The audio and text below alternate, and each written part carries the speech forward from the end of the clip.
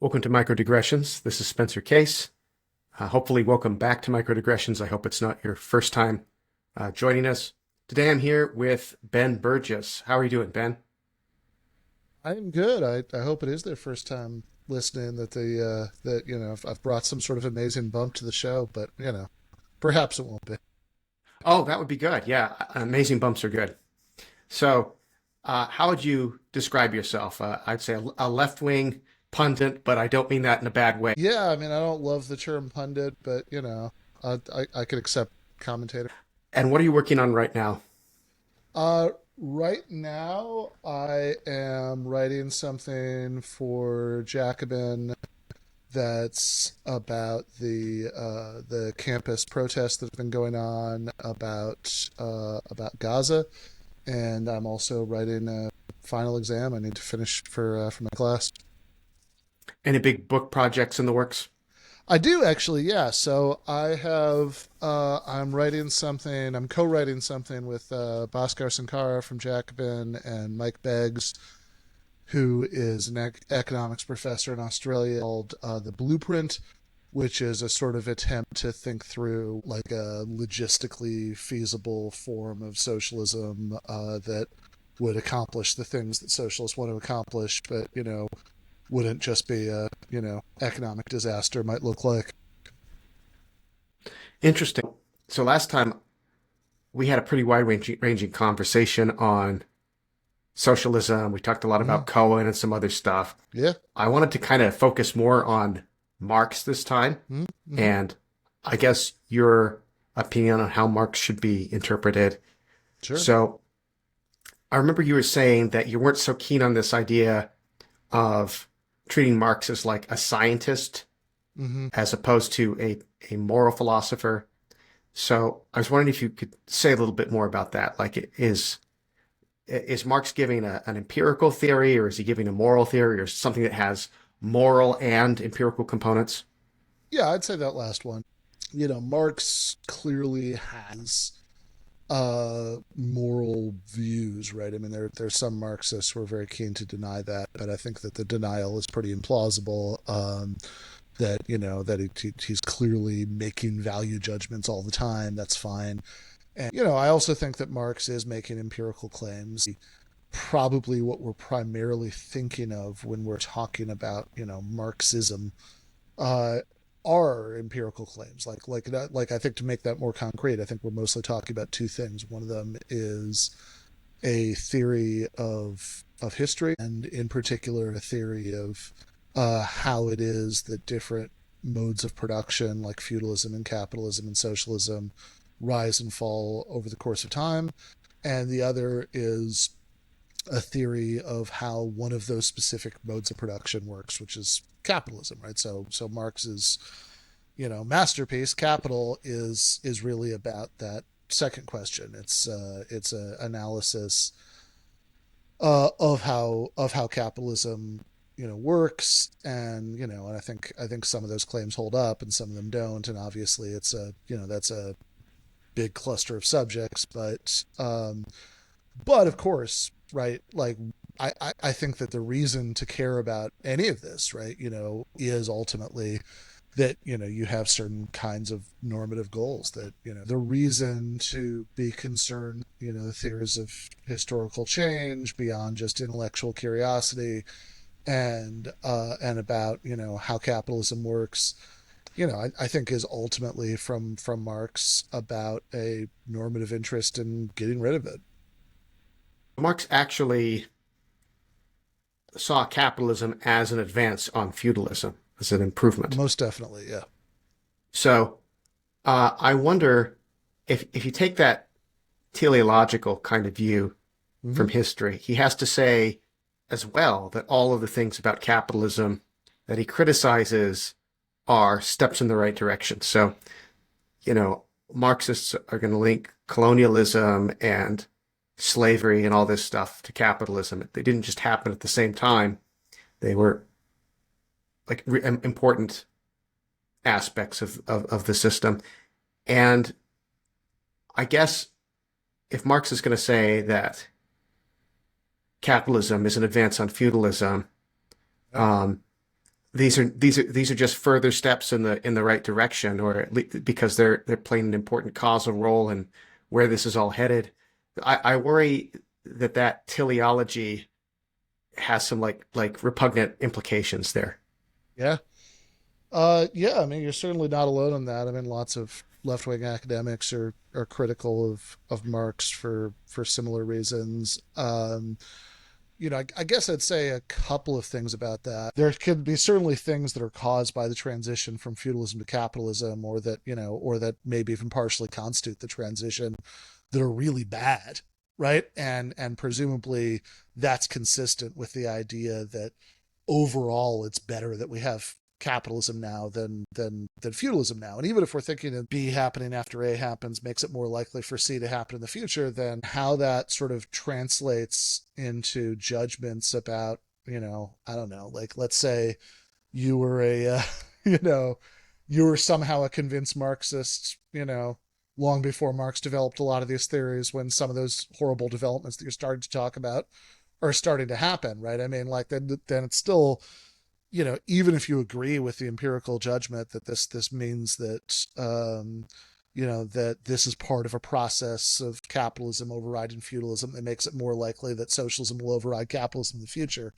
That by itself doesn't get us to, okay, how should people relate to those developments as they're happening, right? Should people not resist invading British troops or whatever? I mean, that seems like a normative argument that would have to be hashed out on its own terms. But I mean, it's like certainly Marx is very well aware that some of what happens, some of what happens in and maybe even partially constitutes that transition is really, really bad. I mean, the last section of Capital is about the enclosures of peasant land in England, which he certainly are certainly some of the most like normative judgment laden parts of the book. I mean, like he's clearly horrified by the process that he's describing, right? You certainly get the sense that his sympathies would be with any peasants who are, trying to resist it, even if he thinks that like ultimately, that probably that project didn't have a great chance of success.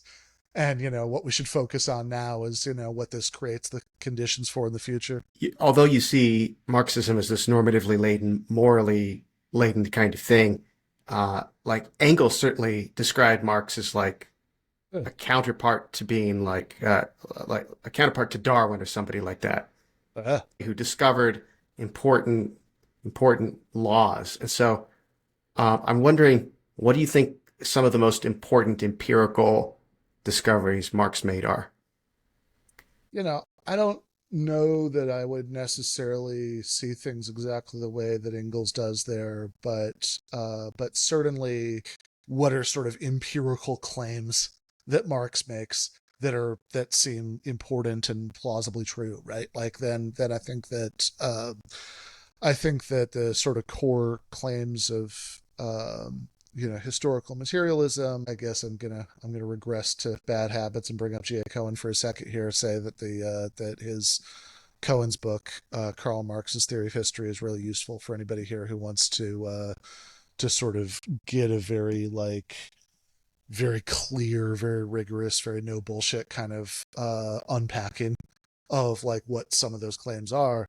But yeah, I think some of those claims are pretty plausible. Like one of those core claims is that what the relations of production are. In other words, how the immediate producers, the people who are, growing food, for example, or, manufacturing things, how those are related to whoever's in charge of the production process in any given society. Do you have lords and serfs? Do you have slaves and slave owners? Do you have, wage laborers and capitalists?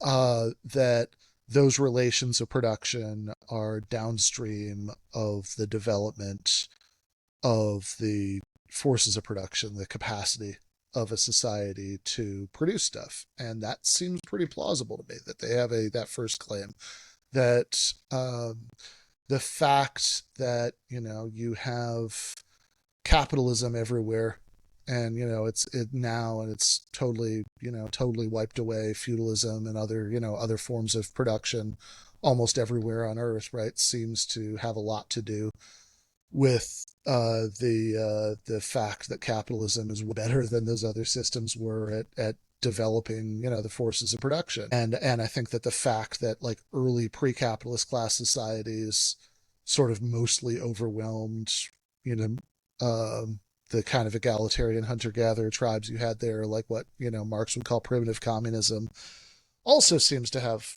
quite a bit to do with the sort of advantage that those systems had in developing the forces of production over the over primitive communism, and I think this is actually like maybe this one is worth lingering on for a second, because I would say, because it's pretty relevant to a lot of debates that have happened sort of within the socialist left. If one of the core claims of Marxism is that capitalism wasn't just kind of an avoidable moral mistake, but something that is a necessary stage of development in terms of laying the groundwork for for what Marxists could hope can come next, right? Then one, I think thinking back to like those sort of Stalin Trotsky debates about socialism in one country, whether you could sort of skip from what was really a pre-capitalist country, which was Tsarist Russia, to socialism, without the advantage of being hooked up to an industrial base somewhere else. That seems, like pretty relevant to that. Or even now, right, that there are lots of people, eco-socialist kinds of people, who would say that like actually we want to, we need to maybe roll back the global forces of production, that we should consciously degrow, the world economy for environmental reasons. That there's like those debates, right? Like both seem to be really relevant, even though a lot of people with the contrary positions think of themselves as Marxists. I would say that, if that's one of the sort of core empirical claims that Marx is making, then the idea in both cases that you sort of don't need technologically advanced industrial base to have socialism, like that seems like, if that's wrong, which I think it is wrong, then I think that that sort of classical Marxist claim is a big part of it. The other sort of half of that theory of history is the claim that the legal and political superstructure of a given society tends to be downstream of what the relations of production are. There's certainly like a variety of political forms that are compatible with the same economic system. That's clearly true. But I also think that in a lot of ways, the political institutions do tend to rearrange themselves around how like production is being organized at the base of society, how most people are spending most of their days, right? At producing things or supervising other people producing them.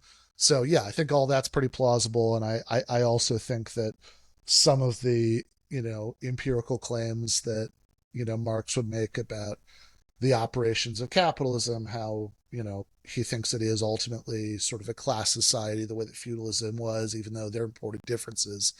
Like, I think some of those do still hold up pretty well. I'm trying to think of what would we need to observe to falsify what Marx is saying about this. Like the general idea Yeah. that politics is like the handmaiden of economics. We'd need to see some major economic change and no political change or change in political regime, or because if that's what it would take to falsify Marx, then it seems like this point is like kind of trivial. Like, of course, if you have some major economic change, something political is going to change too. But I take it it's supposed to be something more than that, right? I'm not. I'm less sure on that second one, which is what your example is about. But on the first one, at least, I have a really specific idea about what would falsify this claim, right? So, like, I think a really straightforward falsification of historical materialism would be if, like, imagine that we're visited by aliens, who are clearly incredibly technologically advanced. They come visit us in their intergalactic spaceship, and a la what seems to be the case in quite a bit of science fiction, the aliens still have feudal social institutions, right? It's all lords and dukes and stuff. Then that would be pretty powerful evidence. I think it's probably a more interesting challenge on the second part. I'd have to think about that more, but I think that would be I think it's a little bit easier for the first half to sort of see what would falsify it. You could also actually, or here's a fun one, if the Soviet Union had actually developed a thriving form of socialism as a underdeveloped country in isolation, right? Like that seems like that would be a pretty powerful refutation of historical materialism. Maybe Marxists wouldn't mind, right? Because they'd prefer the political win to the theoretical refutation, but still seems like it would be. This is kind of switching subjects a little bit, Sure. but Yeah. have you read Kropotkin at all? I have read a teensy bit of Kropotkin, like 20 years ago or something. So you probably know more about Kropotkin at this point than I do. No, I haven't read that much either. I started reading it Uh, like a year or something ago, and I then got distracted, started reading other stuff. But um, Kropotkin like strikes me as an example of like if I were going to be a communist, which yeah. but boy is that a distant possible world. Sure, sure, But sure. but if I were going to be one, I think I'd Uh, be that kind, right? I mean, 'cause he's a pure utopian socialist in mm-hmm. the Marx Engels dichotomy. It's purely moralistic, and he's clearly this is actually I guess what a lot of conservatives think just socialism generally is it's just sort of it's motivated by this idea that humans are really altruistic, and if we just would push ourselves more in that direction, um, we could see it's actually part of our nature to share our things, and I mean that's part of what he argues there. But Uh, there's just this very optimistic kind of view of human nature behind it, and we don't need to go through all of these historical phases. We just need to recognize our inner potentiality for helping each other out. uh, And I kind of wonder, like, why isn't he bigger on the left? This is a much more benevolent kind of communism. uh, I don't know, man. I think there's too much anarchism on the left rather than too little. But I'm curious about this sort of thought of the modal counterparts of the communist Spencers and the other timelines, who are attracted to this.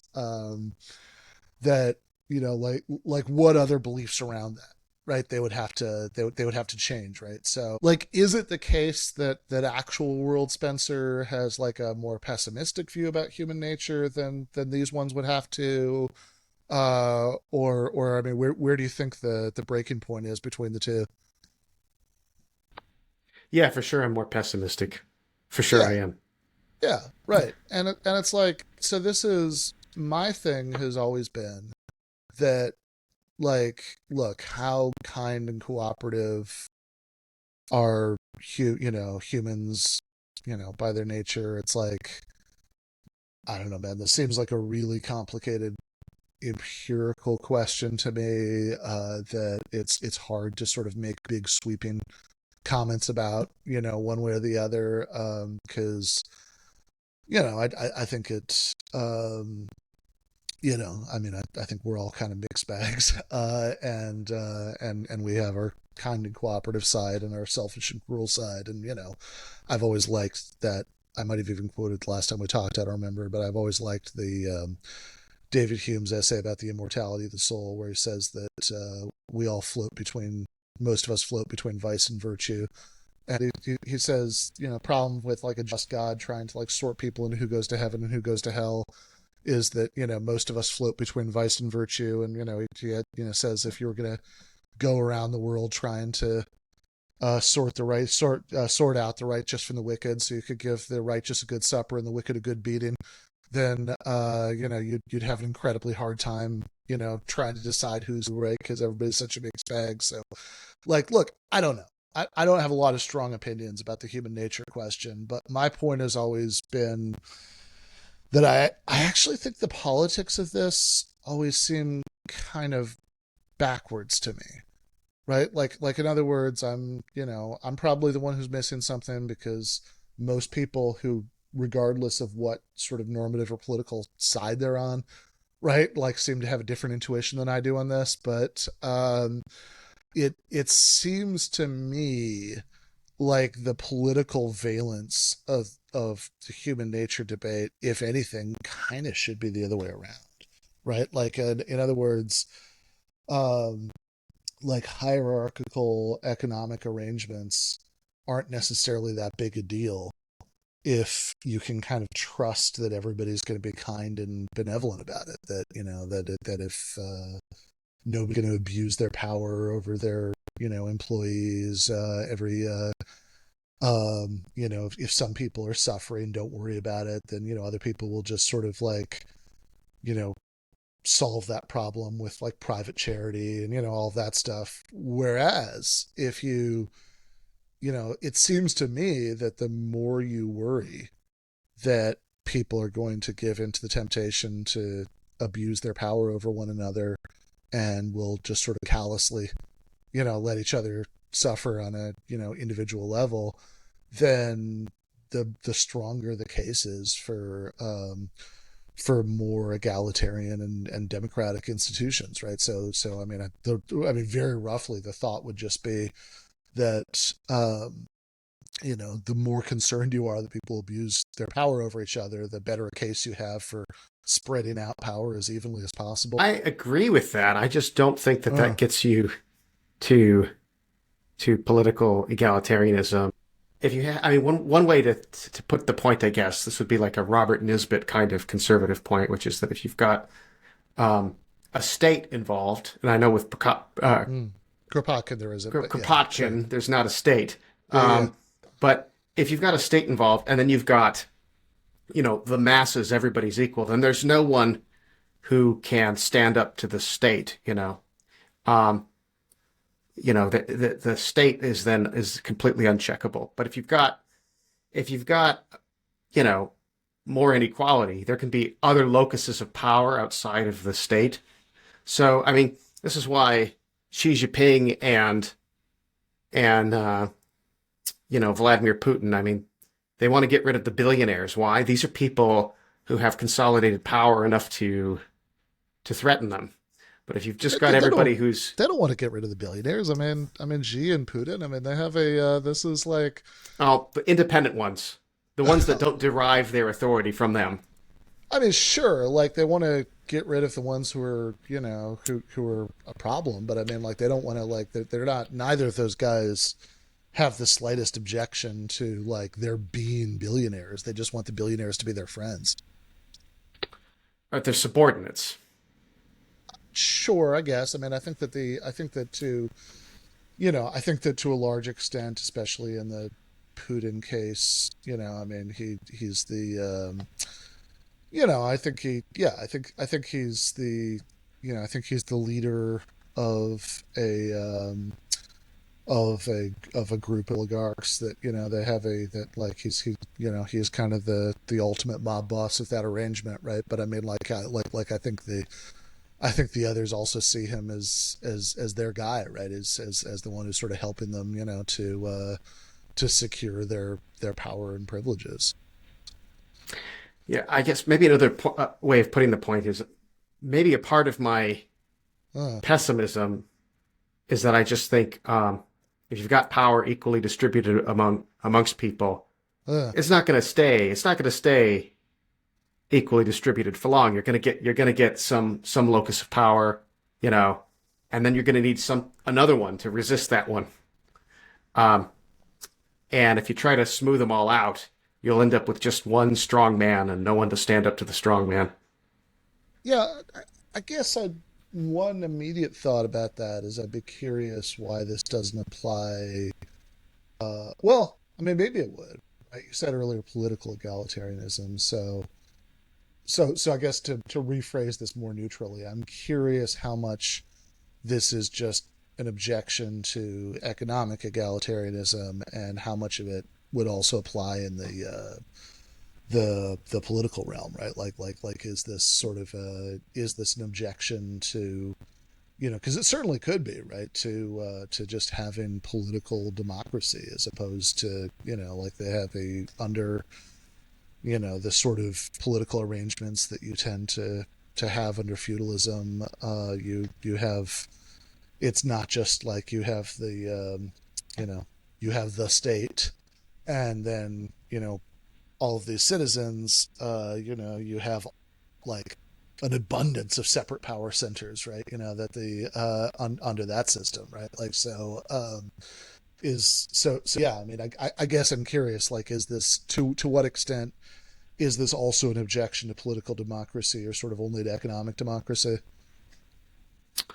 I'm not sure. I will say what disturbs me about feudalism is not that there are these many Mm-hmm. like lords, but it's that these local centers of powers are like absolute in their domain. You've got, you know, you're completely dependent on them. That seems kind of terrifying. Yeah, If they're no, just for if sure. they're just like employers that I can leave and go to another employer, then it's like, okay. Yeah, so I think that's the real nub of the disagreement, really, probably right there, right? Like, is sort of is this does this sort of power that that employers have over workers, like, does that seem like way too much, right? Or does that seem kind of okay? Because given like freedom of exit, kind of from one employer to another, right? Which certainly when you think about like the workplace dynamics of Amazon warehouses or fast food or etc. Right? I mean, like it seems pretty bad to me. That that for I mean, if somebody's standardly awake for 16 hours a day, right, for 8 of those hours, that you have this degree of domination, that the sort of like every detail of how you comport yourself during that time is up to somebody who I think probably all complex organizations have to have a certain amount of operational hierarchy and practice to get things done, but somebody who really doesn't have any kind of accountability to you, right?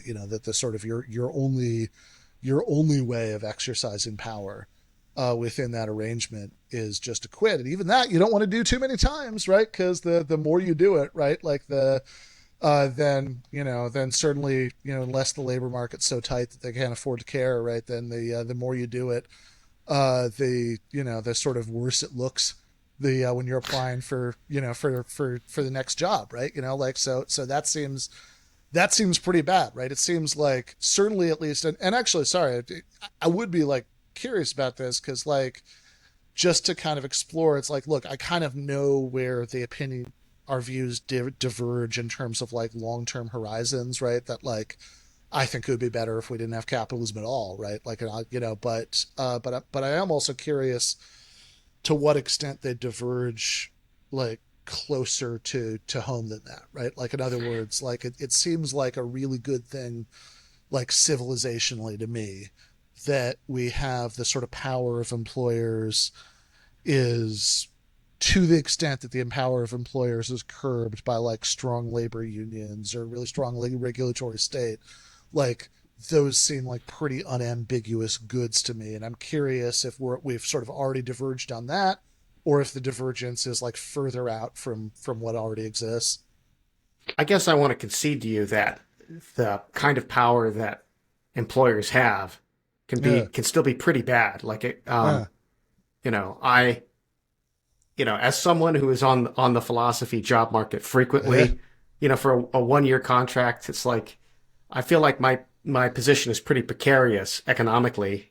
Um, Even though, Yeah. I'm highly educated, I've got All more that. Yeah. opportunities than a lot of people. I call it an ideological wormhole where Mm-hmm. conservatives and Marxists can kind of agree about some of this stuff, like some of the opposition to like wokeness in the workplace and stuff has got people thinking about like, yeah, I mean, I kind of have to keep my mouth shut and work, and that seems kind of not so good. So Yeah. yeah, I mean, yeah, you can find some common ground with conservatives thinking like, yeah, employers can have too much power. Now, what are the mechanisms for checking that? Um, is it just like a better economy where you have more opportunities? Now, I have some worries about public union, um, labor unions in particular, and I admit I'm no expert on this. A lot of it looks to me like a kind of lateral exploitation, like it's part of the middle class excluding another part of the middle class. You can raise costs on other people and stuff because you're more organized or something. I'm not very sympathetic to it, but I also don't know enough about it to be, confident. I would say that, look, if a better economy where you have more opportunities is obviously a good thing, right? Like I think that that's, you know, going to be hard pressed to find somebody disagreeing with that part, right? But the sort of question is whether it's a sufficient thing, right? Because for one thing, these things are cyclical, and no economy is good forever, right? So you have the hope would be, and I mean, I'm just like, again, I'm very, very happy to talk about like the sort of like long term, more radical horizons, but like just restricting myself for now to like very like piecemeal reformist things, just because I'm interested in this question of how much the divergence happens even at that level, right? Like, I the hope would be that you can achieve things, while the economy is good, right? That can sort of cushion how bad it is, for workers when it gets bad again, right? If you can like achieve greater job security through unionization, which you're more likely to achieve in conditions of a good economy where it's going to be harder to replace people, right? Then maybe you can have some institutional protections that you could hold on to,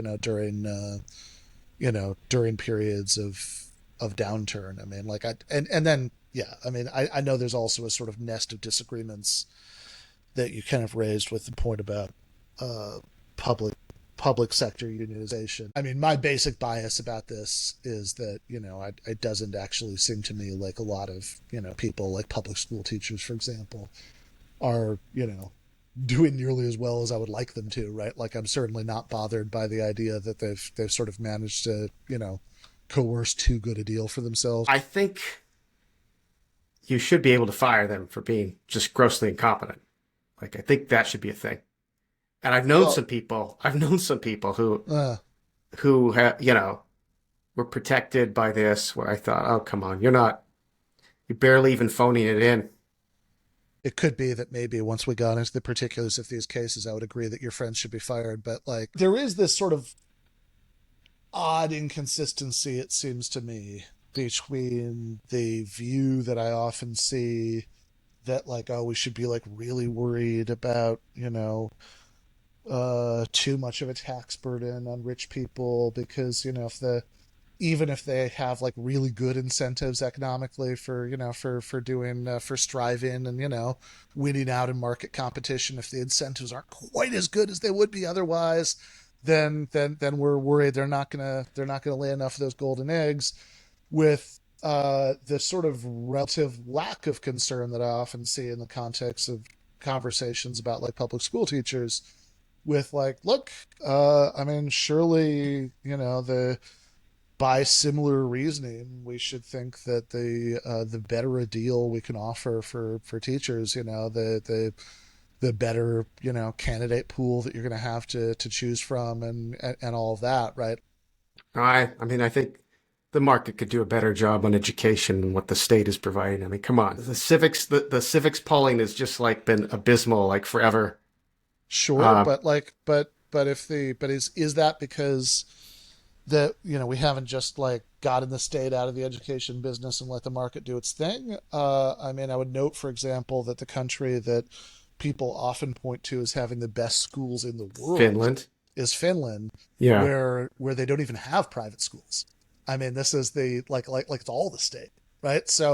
I'm just I think like more fine grained policies. I mean, we can kind of talk about a la carte, and maybe I'll concede a point here or there, but I like, at the view from 10,000 feet level, I am going to be very skeptical about the idea that like the problem with the American education system is that it's not, privatized enough. The big picture thing I would just say is that like, given the some of what the global rankings contrasts, I think that grounds sort of general higher order skepticism that about the idea that the problem with the American education system is, too much government involvement. You have dragged me into a policy debate I wasn't anticipating on or planning for or prepared for. Uh, Yeah, yeah, Although I'll fair just enough. I say, mean, this like, this just kind of came this up in the like these. Scandinavians the Sure. Scandinavians, leftists like to like point to the Scandinavians and like, oh, it's working there, that should work here. When there are Yeah. all sorts of other differences between these countries and stuff. And I think it's Sweden that has like a more privatized social security or whatever. It's like, okay, the Scandinavians seem to be doing everything right. So I think if they did have a private system, it would probably be working pretty well because the Scandinavians just make stuff work. I'm gonna shock you here and say that I don't agree with that. I think that I think if you look at like the history of Sweden in particular, I remember one of Thomas Piketty's book a few ago. A lot of it was about this, and and Sweden, not that long ago, historically, was one of the most unequal countries in Europe. People would sort of mention early 20th century Sweden in like the same breath as Tsarist Russia, and I think that you sort of the Swedish kind of social democratic compact, that kind of, and similar things that happen elsewhere, right, really kind of emerged as a kind of class compromise as a result of pretty bitter class struggle. I mean, if you look at what happened with the sort of big radical industrial unions in some of those countries in the early 20th century, so I'm very skeptical about the sort of culturalist explanation, but like the sort of more general thing I'd say, uh, is that I mean, I do often find that the right seems to be kind of all over the place about what to say about the Nordics. Because and I'm not, I want to be careful about this because I don't want to do the thing that annoys the shit out of me when it's done in the other direction, which is like sort of saying like, oh, people with this general political posture say X and Y, but X and Y aren't consistent with each other when it's not the same people saying it. But I do find attempts to solve the Nordics problem on the right, where you sort of have people being like, actually they're really bad, right? And or oh, actually they're really good, but that's because it's they're more free market, processes in some ways than there are in the West, which I think is just empirically not true. We can get into it. Or it's like, okay, well, sure, there's all this socialistic kind of reforms that have been enacted in these places, but what works there wouldn't work here.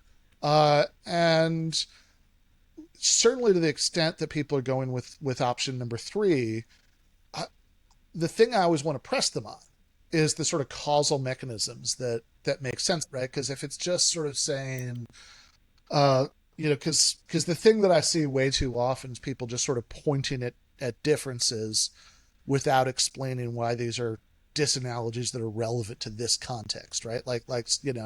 People sort of said, oh, well, they're smaller, they're more homogenous. It's like, yeah, okay, true, but like, explain to me causally why this would mean that this or that social democratic policy would work there well there, but it wouldn't work well here, because otherwise it's just to steal a line from Nathan Robinson, you might as well say like, oh, well, what works in Norway could never work in the U.S. because we don't have fjords. Well, the one I've heard is that they have been much higher social trust countries for a long time, Mm-hmm. and welfare states are more likely to be successful in such countries. That social fact about these countries apparently came before their policy turns. Like, so according to the book, "The Almost Nearly Perfect People," there's a discussion about this. It's a pretty amusing book, um, and it's a mostly left wing book, but it makes some concessions along the Uh, way. But that's one of the views that's at least taken seriously in that book is that uh, they had high levels of like social trust, public servants, and that kind of thing, and that accounts for their success rather than, oh, they had these redistributive policies and that's what generates the success. I mean, but I don't know. I'm not a policy expert on this, so yeah, I mean that's interesting. I'll check it out.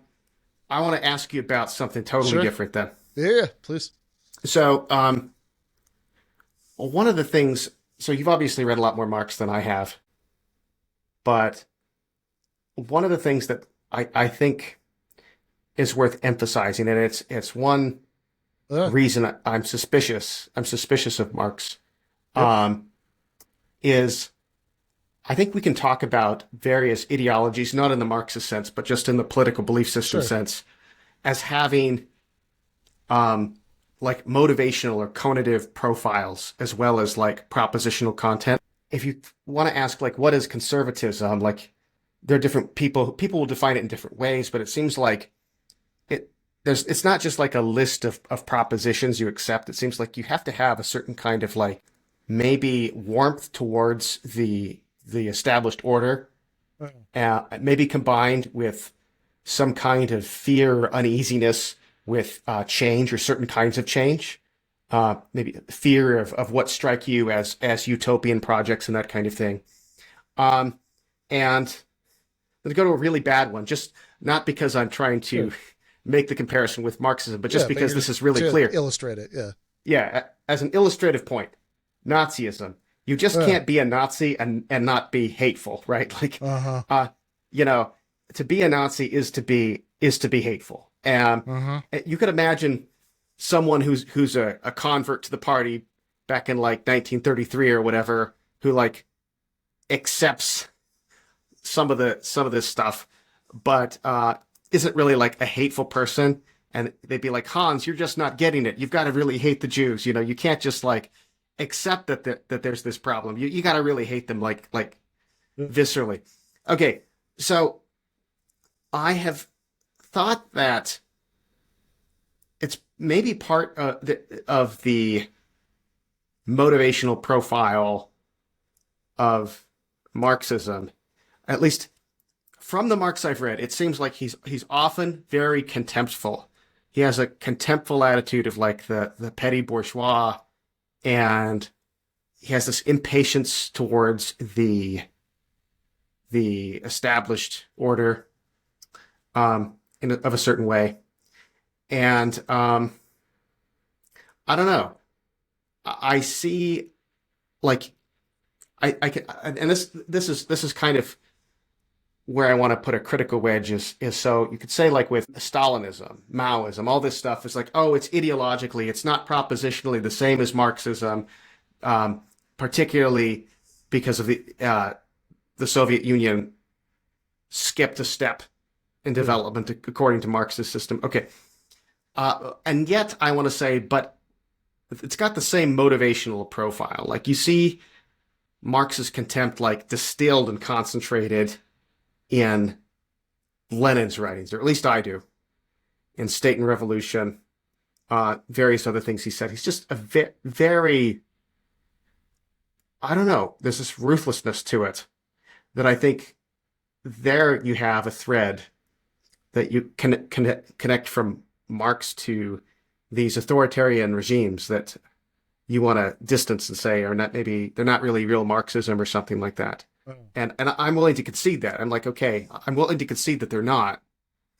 Um, and yet they've got the spirit of the original Marx, and it's a bad spirit. That's what I think. Got it. I guess one thing I would point out is that it does seem like a lot of what you're describing with Marx, maybe not all of it, but a lot of it is really the psychological profile of like an intellectual polemicist, right? That like this is that this sort of um that that being that being really impatient, being, often seeming, contemptuous of, of people who don't get it, of people who stand in your way. I mean, this is something that it's like, yeah, sure, this could be, you could be talking about Marx. You could also be talking about von Mises, right? You could maybe be talking about Thomas Sowell, right? Like these are people who display a lot of these characteristics in their writing. Um, and I've read Thomas Sowell and I've read Karl Marx, and I do not see the same kind of contempt from Sowell. I do not. okay, I will Von just, Mises, maybe. I don't know. I haven't read much Mises. I will, I will just register that our our vibes, our vibe readings of Soul are very different. I mean, I have, I see a lot of like, I figured all this shit out and I cannot believe these idiots don't get it. And and haven't, and haven't accepted the obvious truths that I'm laying out here in Soul. But I mean, look, in a certain sense, I do get what you're saying. Maybe maybe less so with with Marx, who, I mean, I do see a lot of what seems to me to be sort of justified indignation at manifest injustice that seems maybe not too different from what you get from the sort of pen of like a really savagely critical dissident in one of those countries that you just mentioned, right? But and I see that. I also see a lot of like sort of polemical impatience and even contempt, with sort of factional rivals, bourgeois economists, that he's bashing, etc. But I don't. I'm clearly just I don't really have the sort of sense of bad vibes there that you're describing, but I do get, maybe in a different way, what you're saying, because like a half joking thing I'll often say, and I actually do kind of mean it, is like the the argument against my politics that I often that gives me most pause is not like you know something about calculation problems or libertarian defenses of property rights or anything like this, but just the fact that so many people who agree with me are like insufferable assholes. And that actually does sometimes, give me pause. I will say though that the thing that maybe balances that out a little bit is that like this is a feeling that I have a lot when I'm thinking about like, you know, well, whatever, people like me who I interact with online who are like media creatures, but I think about a lot of like other socialists who are, like people who have long histories of doing like real world activism, union organizing, especially people who are older and have been doing it for a long time. And like honestly, a lot of those people strike me as like moral saints without the bad Susan Wolf connotations. The like they seem, like those people often seem like incredibly admirable to me. I would say at the very least, the bad vibes are unevenly distributed. That's fair. Although, I mean, I think the thing that you were criticizing with Soul is like being contemptful of other intellectuals. I kind of think that strikes me differently than like contempt for like whole classes of people. How about how Um, about how about when like libertarian or conservative writers are railing against like state bureaucrats, right? Like, do you get the same kind of feeling there? hmm. Um, if they called them like bloodsuckers or something like that, Mm-hmm. I would say that's going too far. Well, Um, that's fair. Although I would even note there, though, that like a big theme of Capital is that it's not sort of the problem is not the sort of moral character, of individual capitalists, right? The problem is the incentives that are built into the system, right? That and that they like people are ultimately responding to that, and like that's really what you need to change, right? So it's like if this is even in fact the one time I can remember in Capital where Marx does use the language that you're just referring to, right, about bloodsuckers, right, is this sort of there's this famous line in there about he's talking about capital accumulation. He says that dead labor lives by sucking vampire like at living, and the more it sucks the more it lives. And it's like, even there, I think it's like, okay, so that is the one time I see Marx actually using blood sucking language, and even there he's not talking about like it's an he's abstract force yeah, exactly, in a he's way. speaking in Not very a, abstract structural terms.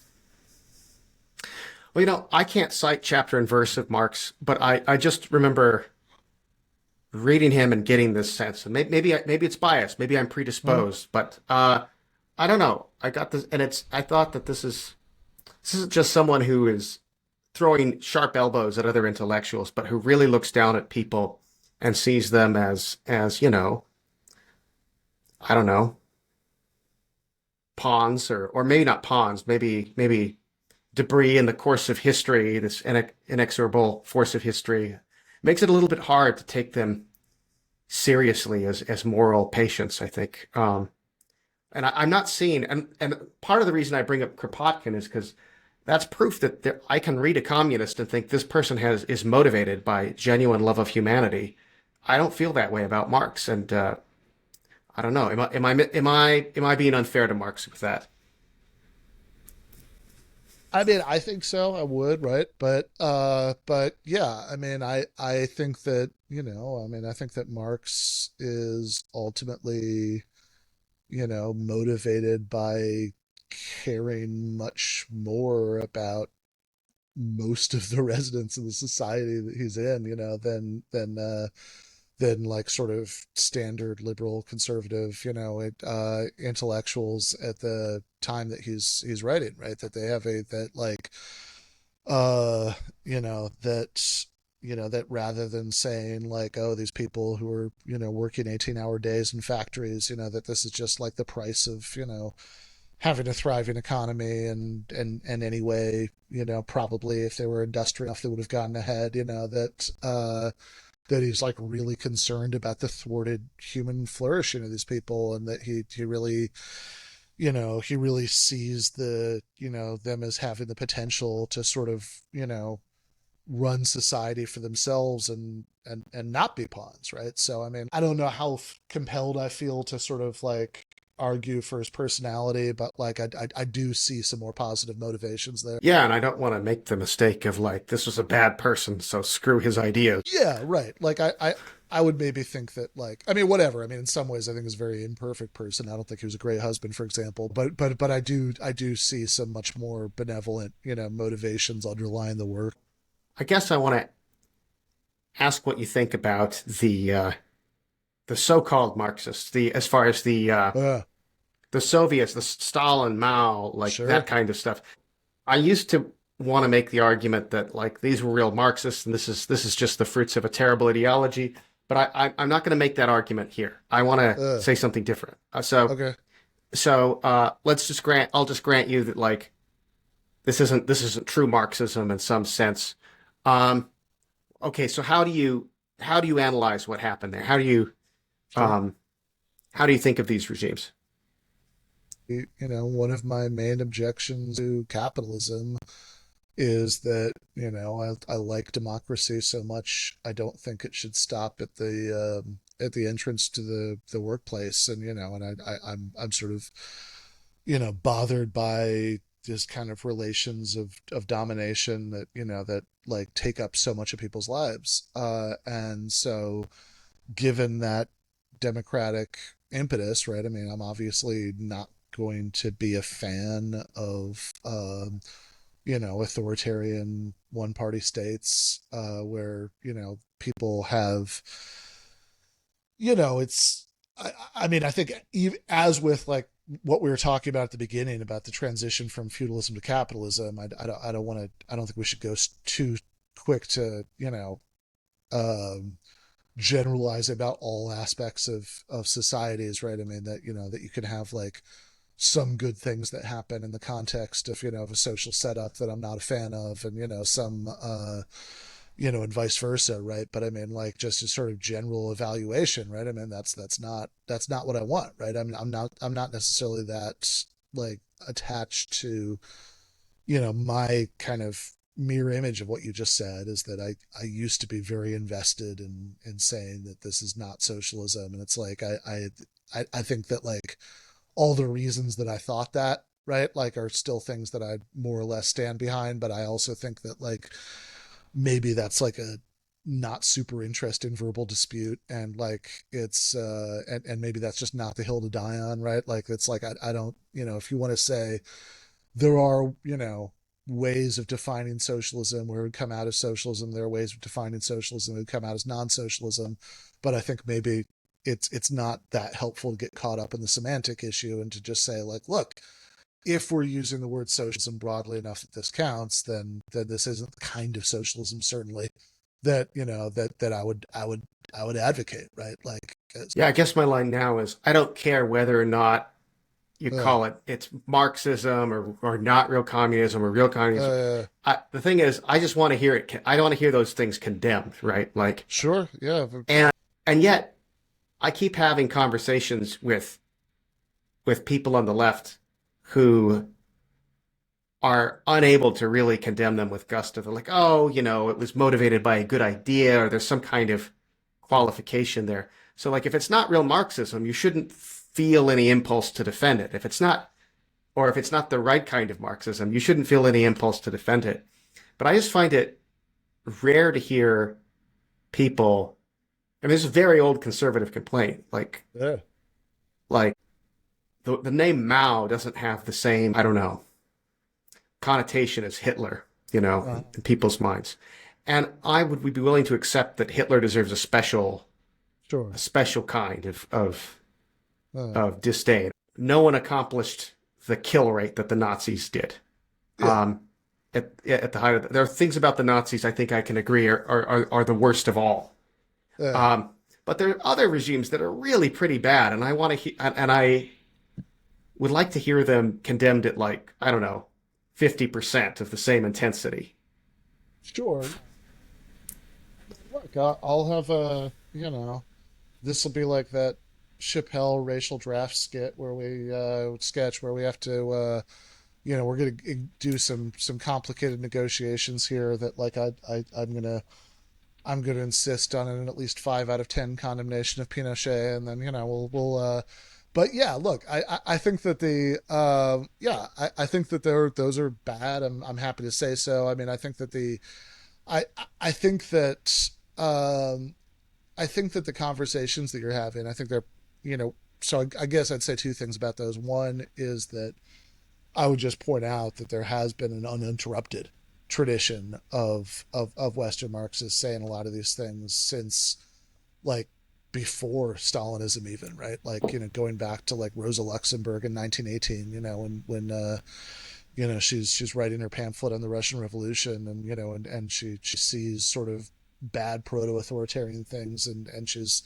very eloquently writing about the dangers of that, up through people who were Trotskyists, Bukharinites, democratic socialists. I mean, the reason, the whole, I mean, look, before 1917, saying democratic socialism would be like saying buttery butter, right? This is the sort of rhetorical innovation was sort of come up with precisely to differentiate it, from what existed in those countries, right? And I would say that like there are even a lot of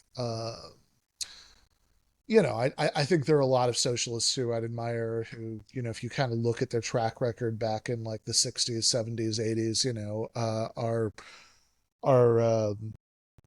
have like a sort of better rate of consistency for condemning authoritarian regimes, than a lot of, certainly conservatives and libertarians in the same timeline, same time frame did, right? That you have people like, William F. Buckley or Hayek, who are willing to sort of make excuses for Pinochet or Suharto or et cetera, that they whereas people like this are like saying supportive things about Soviet dissidents, condemning the invasion of Czechoslovakia. I think that there's like a pretty consistent thread of people with good takes about this stuff. Or I think about like, I don't know, Christopher Hitchens back before he sort of degenerated into much of what he was criticizing here, right? Um, I was just reading something by him last night from the 80s where he has a great line about, people sort of saying very smugly that you can't protest for nuclear disarmament in the Soviet Union, and saying, I imagine protesting for nuclear disarmament in the Soviet Union and being arrested and tortured by somebody with the exact same affects as the people who say this to me, right? That sort of expression of very consistent, consistent condemnation of authoritarianisms east and west. I'm not going to claim to know the proportions, but like it's very easy to have run-ins with kind of people you're describing who are like very reluctant to sort of say anything too strong about about the sort of badness of Soviet authoritarianism and similar regimes. You know, I wonder how much of that is a byproduct of the sort of general stupidity of especially online political discourse in the 2020s, that if people are sort of um I don't know. I mean, there's kind of no way to say this without making it sound, making myself feel like Grandpa Simpson, shaking his fist at the cloud. But I think if people are sort of primarily interacting with politics not by like reading books or talking to people in real life, but primarily by like, I don't know, tweeting and dunking on other people's tweets and all that stuff, then I think that there's a sort of supercharged environment where people kind of feel like they're locked in this ideological battle all the time, where it's like weakness to keep anything, right? Like, I'm not talking about online interactions. sure, okay, these are your shitty public school teacher friends, okay, No, no. The school teacher I was referring to earlier was a particular school teacher okay, at my okay, high I see, school I see, okay. who Much less funny notoriously than what I would had notoriously interpreted would give as. out grades based on whether students brought him Coca-Cola. Parents can, for real. That's Uh, awesome. Okay, yeah, no, is it that's pretty bad. But with a people, professor? Recently, I had a conversation with a professor who seemed just completely oblivious that anything bad had been done in the name of communism. I could describe a few examples like this where I'm not picking on some internet rando. I mean, Eric Hobsbawm has said some things about communism and communist authoritarianism that I thought, look, man, that is really not enough of a condemnation. I mean, Hobsbawm was like a CP guy, right? Like so he was part of the like Communist Party historian circle, and and I think that like you have and I do think I might be getting, I don't know my British comic historians super well, so I might be getting my wires crossed, right? But like I think he does leave the CP in protest of either 56 in Hungary or 68, and the suppression of the Prague Spring, like one or the other of those. I think is what kind of causes him to tear up his party membership card. So there is like a at least some kind of good impulse there, but like also like, yeah, look, I think there might be an offline analog to this. Like I think people who are Communist Party members, I think it's sort of, you feel like you're in this like very embattled group that's been that like probably over the course of some of that time in the 40s and 50s facing all this repression, etc. So it's like I can see how there might be some defensiveness there, but like I don't know, I guess I kind of feel like people who are involved in a political project, and then even after they move away from it for some of the right reasons, aren't willing to go nearly far enough in terms of like recognizing how bad it was. That seems like a pretty general human problem to me. I'm just specifically thinking of things he said in his book on nationalism Okay. from the 90s, where uh um, I mean, he in passing refers to Tito and said, well, in melancholy retrospect, meaning before the fall of communism, uh in melancholy retrospect, really, that's a weird way to describe before the Berlin Wall fell. And uh and he sort of gives Tito credit for keeping the Balkans together, and it's like, yeah, I wouldn't say that about Saddam Hussein, like, uh uh, um, I don't know. There were a number of that was probably the one that jumped out at me the most. But it was like he had this sort of breezy way of talking about that kind of repression, and it was not matched when he was talking about like right wing authoritarians. I don't know. Do you see this? Do you think the tanky thing is just there are not that many of them? This is something the right blows up or something. I'd also point out that,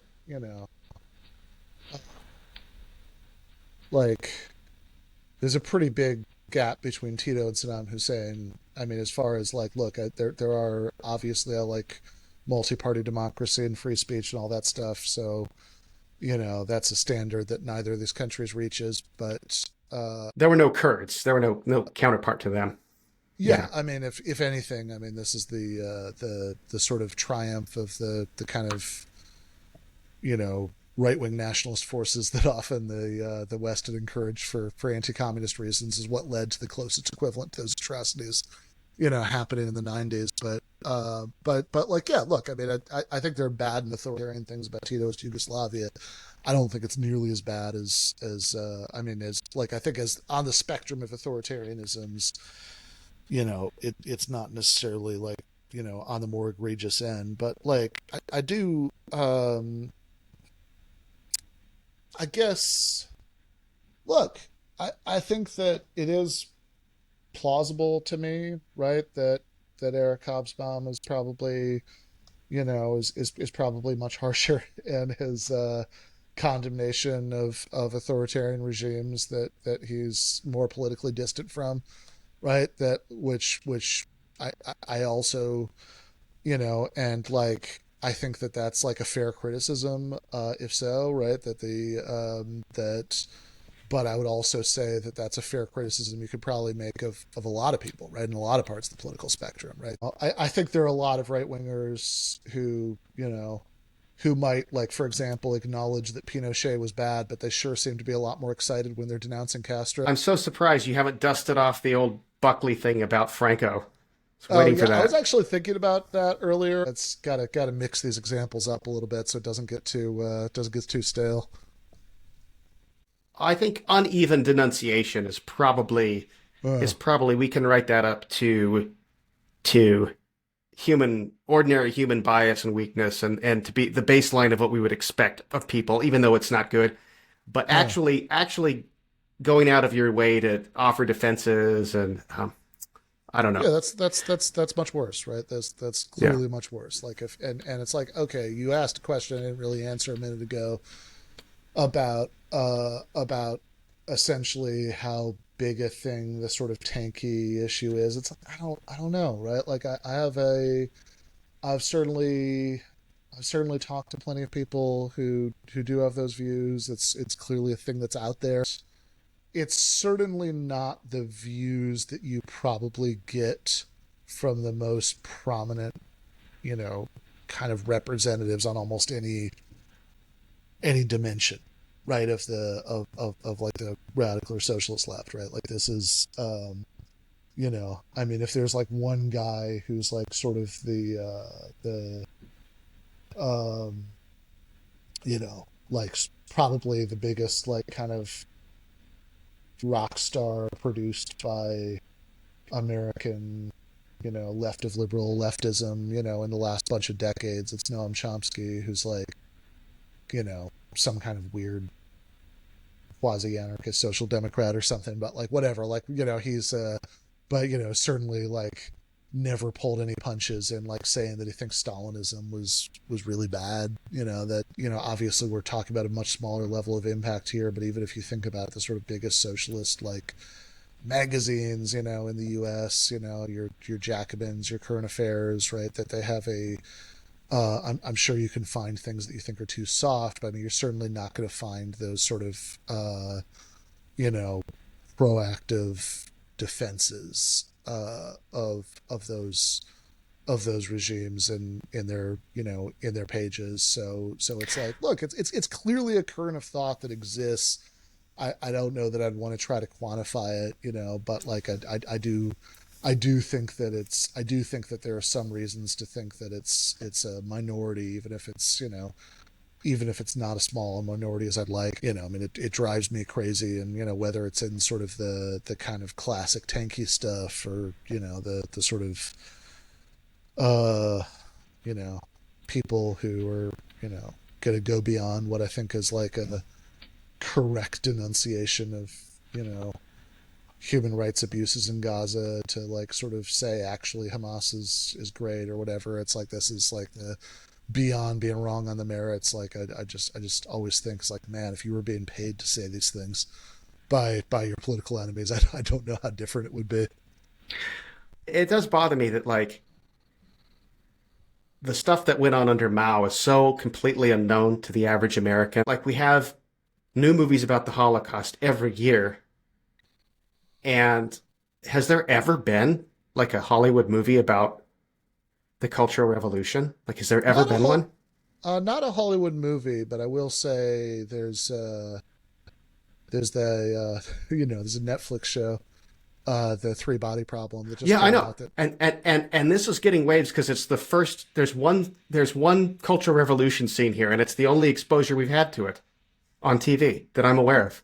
Yeah, I mean, I've only watched the first two episodes. It does sort of come back up a bunch, but yeah, they have a at least in those two. But this is like, look, I think that's fair, but I mean, also I'd point out um, that some of this is surely about the fact that one of these things happened in Europe, right? So it's like you don't get a lot of like the Suharto's atrocities in Indonesia are really like staggering, like just on a quantitative level, right? The sort of the sort of degree of the level of killing that happened there, and and probably fewer Americans know about that than the Cultural Revolution, because it's just not in anybody's radar, because it happened in Indonesia. It's true. And then there's the American involvement, and we like to think of ourselves as like, well, we ended that regime. So the more we talk about how bad the Nazis are, the more we can pat ourselves on the back for that. So Yeah, there's like that. everybody. Yeah, totally. I mean, I think World War II is kind of our last big sort of unifying cultural story, right? This is why like everything that's bad is the Nazis, because like that's the last thing that's like the last like big story we could all agree on, that because that was like It should have been the Cold War. yeah. I mean, I do think that the Cold War is a much less clear sort of good versus evil story than that, since given that like if anything, I mean, in the post-Stalin period, the U.S. was much more brutal in in its sphere of influence, and in its sort of immediate backyard sphere of influence in Latin America than the Soviet Union typically was in in Eastern Europe, right? So it's like I think that there are reasons that don't sort of reduce to covert Stalinism why the Cold War, doesn't quite seem like the same kind of relatively simple moral story as World War II. Because it's like, look, I mean, like Hitler managed the impressive trick of being so bad that that even though the United States in the 1940s was a racial apartheid state, even though the Soviet Union was in like the most indefensible phase of its history under Stalin, and even though the British Empire was like monstrous on a global scale, the alliance of those three countries still sort of clearly come out as the good guys in that matchup. I mean, that's just a testament to like how evil Hitler managed to be. It's clear who the good guys were, but it also like the Allies did some real bad stuff too. So Oh, the fact that totally, yeah. we did horrible stuff in the Cold War doesn't change my moral Uh, evaluation of that. yeah, Uh, but I want to end. You're probably speaking to a more conservative audience than normal. sure. Is there anything you want to say about Marxism that we didn't get to that you think would be useful? Sure. Take your best shot to clear up a myth or something. All right. I do just want to say in the last question, it's like, I get it. You love Vladimir Putin so much that the transition from Russia then to Russia today is like makes it all Ugh. worthwhile. But it's Soviet Union bad, capitalism good, but a ugh, bad transition. Also really, really bad, right? I think I can Mm. consistently say all those things. Yeah, no, I do think those are consistent. I'm just it's just a little bit funny to think about, right? Given how given how sort of uninspiring the end result ended up being on many levels. So, but in all seriousness, right? I think that I think that the sort of last thing I would say with regard to Marxism and particularly Marx, right? That I would say that is sort of suggested by the last batch of topics that we were already talking about, right? That we've been talking about, about authoritarianism, and I would just urge people when they're thinking about Marx to apply consistent standards to him as to other historical thinkers. So, when you think about sort of the giants of of classical liberalism, right? You have people like John Locke and John Stuart Mill who were actually um, not only made excuses for, although they did, but were also personally involved in some of the most monstrous crimes of their era, like slavery and colonialism. That both in Locke's case because of his involvement in foundation of the South Carolina colony and certainly British colonialism in India in the case of British East India Company clerk John Stuart Mill. My point is not therefore you should cancel those guys, right? Like there's no insight to be gained from their writings, or you should just dismiss everything that you think, because I think that would be lazy and anti-intellectual and wrong, right? But I would say that when you're thinking about the relationship between Marx and authoritarianism or human rights abuses, it's worth thinking about the fact um, that there really are no comparable blotches on Marx's record. That not only does he never anywhere in his voluminous writings so much as hint at support for one party states or censorship or any of that stuff. In fact, he writes quite eloquently about press censorship and what's wrong with it. But